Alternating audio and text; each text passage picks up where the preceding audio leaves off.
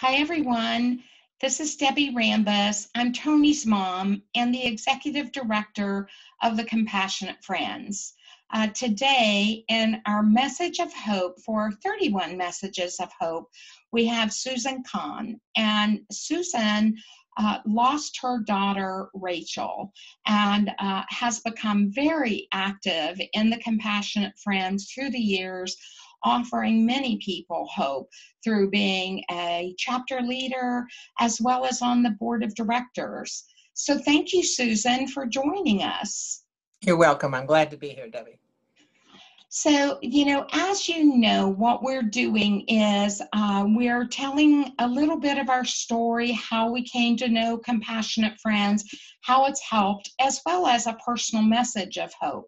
So, Susan, would you mind sharing what brought you to the Compassionate Friends?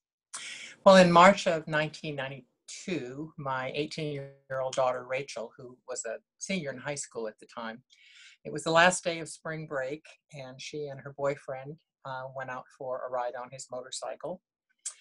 Normally in Kansas in March, we don't have motorcycle weather, but this was one of those unusual years where it was warm.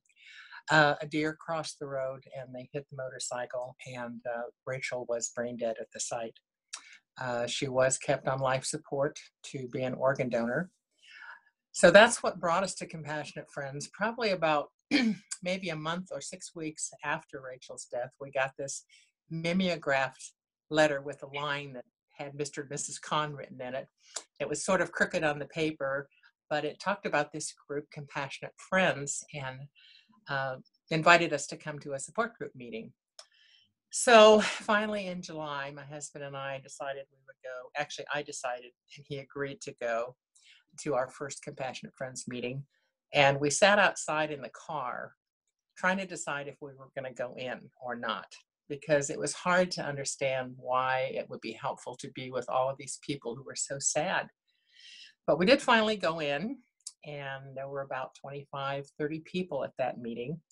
And of course, we were, like you are at your first meeting, kind of dumbstruck and didn't really able to say much. But as they went around the circle, and I realized that there were people who were 3 years, 5 years, 10 years down the road, I realized that these were the people who were going to help me figure out my next move. They were going to support me on my journey.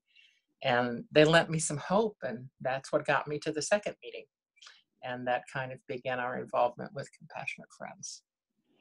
Wow, and I think that is so strong what you said, that they lent you hope, because I know others are like me, where as you were, you don't know which way to turn, and it's hard to even imagine hope. We lend to each other and help each other. So through the years, and I love that it was a Xerox or mimeograph newsletter or invitation that was a little crooked, and that's okay as long as we got the word out. That's right. So through the years, I know that you've seen a lot of people come and go. You've felt differently throughout the years. So for those people that maybe have never even attended a Compassionate Friends meeting or been online, how do you think, what do you see that Compassionate Friends does that helps a parent, grandparent, brother, or sister? Well, I think the thing I really discovered about grief is it can be a very isolating experience. And you feel like, you're the only one doing it, the only one feeling those feelings.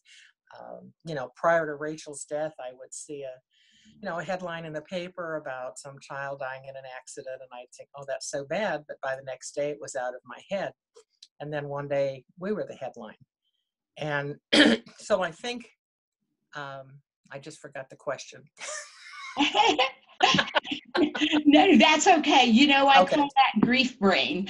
Okay, good. Yeah. As far as helping, how has Compassionate Friends helped you? Well, I think the fact that you don't feel isolated. You feel as though there are other people who get it. You know, I mean, you can have friends, you can have family, you can have coworkers who try and be supportive, but if they haven't been where we are, they can't know really the depth of what it is we're going through. And even though, you know, people in our group have, you know, they've lost children from stillbirth all the way to children who were in their 50s, you know, they get it. They understand that connection between a parent and a child, or a grandparent and a grandchild. And they understand that. So you don't feel as though anything you say is out of line, you know. And I think people too, early on for us, especially when I would listen to people who were farther down the road, it was really important to hear strategies and things that they had used. Now, all of them didn't work for us, but many of them did. And so I felt like I was sort of getting support all the way along. I know early on I thought, why can't we meet every week? You know, it seemed how once a month was really hard to manage. But that's really, I think I knew that these were the people who were going to help me find my path. And so that's why we continue to be involved.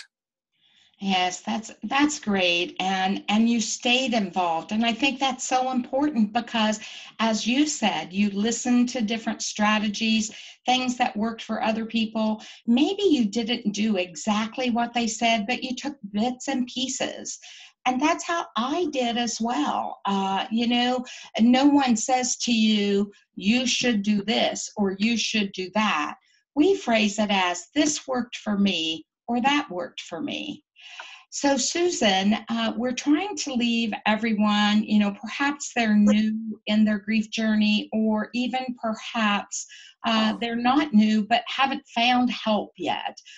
And we're trying to leave them with a message of hope. So, what would be your message of hope that you would give to the newly bereaved or those that are seeking help? Well, I think the best definition of grief that I've ever heard is a landscape without gravity.